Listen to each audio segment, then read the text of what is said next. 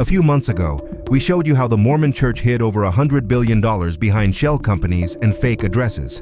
That was the invisible money.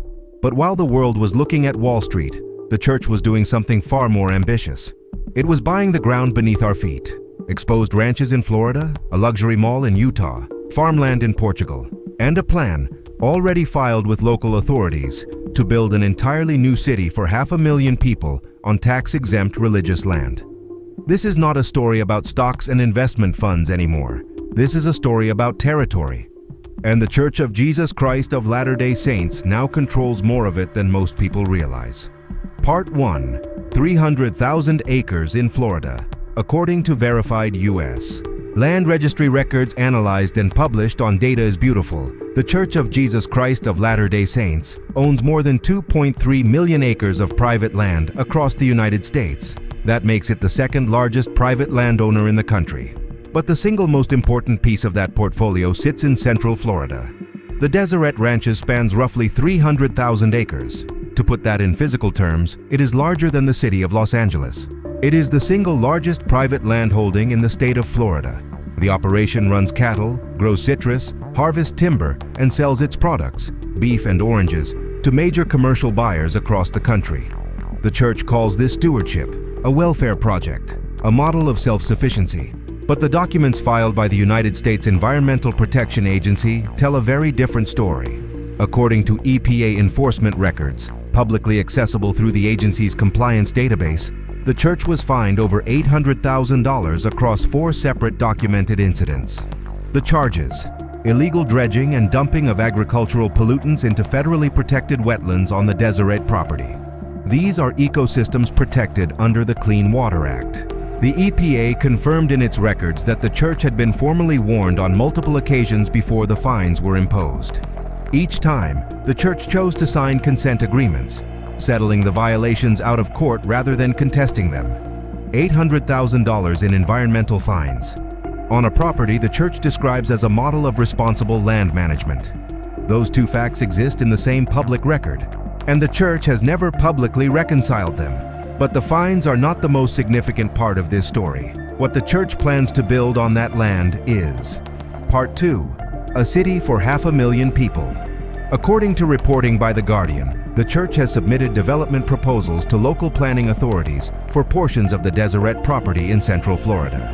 The plans describe a master-planned urban development designed to house up to 500,000 residents by the year 2080. 500,000 people.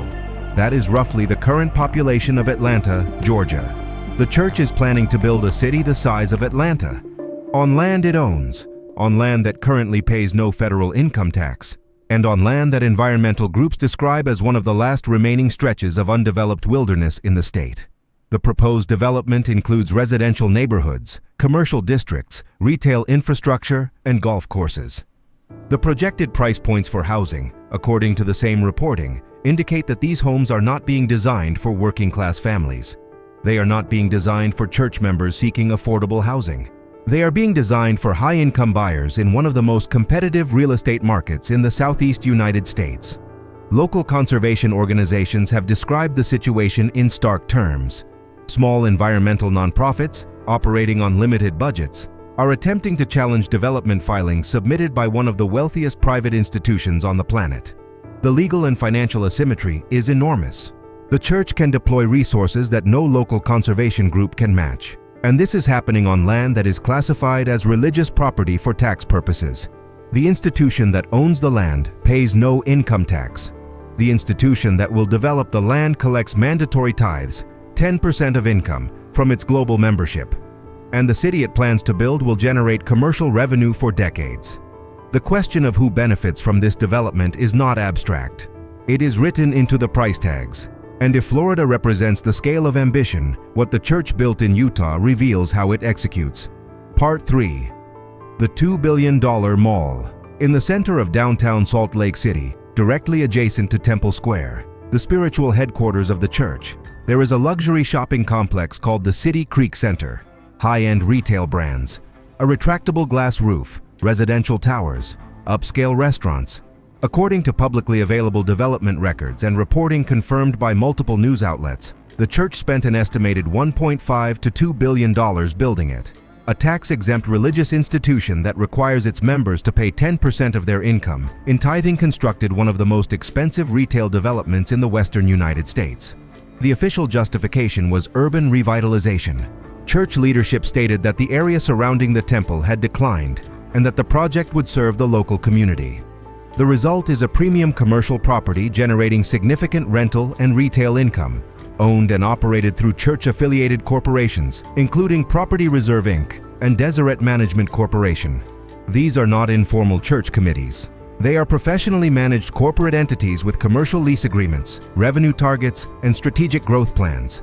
They are structured identically to any Fortune 500 real estate subsidiary. The only distinction is the tax status of the parent institution. City Creek Center is operational proof that the church does not merely hold land, it develops land. It builds commercial infrastructure. It generates revenue from that infrastructure. And it does all of this under a tax classification created for religious charities, organizations whose primary function is spiritual ministry and humanitarian aid. The mall in Utah, the ranch in Florida, the planned city for 500,000 people.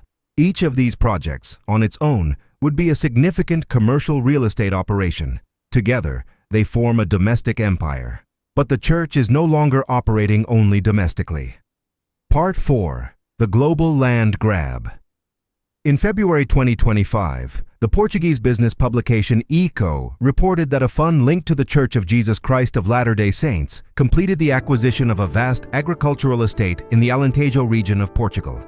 Farmland, forests, and commercial terrain, purchased by a religious institution based in Salt Lake City, Utah, operating 6,000 miles from the property.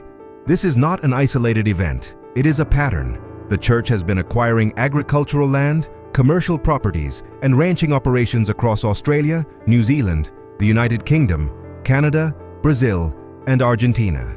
The combined international portfolio now spans at least 7 countries across 4 continents. The church frames these purchases as preparation, long-term self-sufficiency, global insurance against economic disruption, and geopolitical instability. But at a certain scale, the framing no longer holds. An institution that is the second largest private landowner in the United States, that owns the largest private landholding in the state of Florida, that has filed plans to build a city for 500,000 people, that built a $2 billion luxury mall, and that is now acquiring agricultural estates across Europe and South America. This is not self-sufficiency. This is territorial expansion executed with the financial precision of a sovereign wealth fund and the tax advantages of a church. The question is no longer whether the church is wealthy.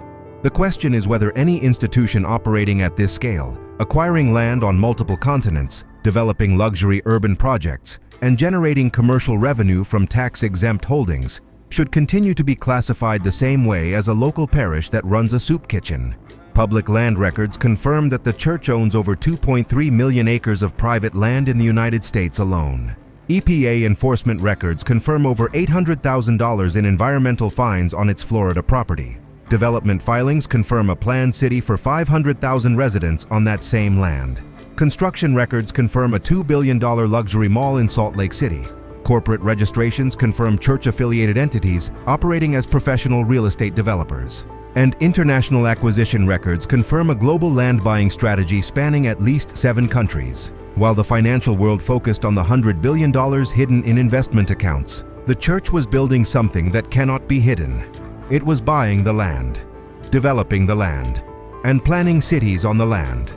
The documents are public, the acres are measured, the fines are paid, the mall is standing, the city is planned, and the church still files as a tax-exempt religious organization. At what point does the map speak for itself? If this is the first time you're seeing the physical scale of what this institution controls, there is more to uncover. Subscribe to this channel, hit the notification bell, and if someone you know needs to see this, send them this video. We are just getting started.